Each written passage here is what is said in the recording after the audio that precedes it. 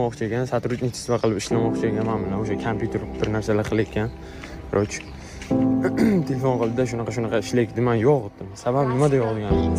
Chunki men xuddi mana shularga turbish yo'ldan chiqqandim. Endi stream boshlayotganda men stream qilmoqchiman. Menga shunaqa narsalar kerak deganda ular yo'q. Biz senga qilib bera olmaymiz, подписчикing kam. Senda o'xshab ketishiga ishonmaymiz. Bunday deb gapirgan. Ha, mayli degandim. Endi bitta kompyuterim bo'lardi vaqti uydagilardan so'rashga xijolat qildim. Yana boshqa narsalarni olib beringlar. Uchun so'ramasdan o'z ayog'imdan tutib o'zim qilgandim. Hozir men sizlarga bu narsani aytishimdan sabab nima? Mana hozir mana shu reklama ta'tillarni o'zi ko'rib turibdi. Shuncha ko'tarilib ketdim.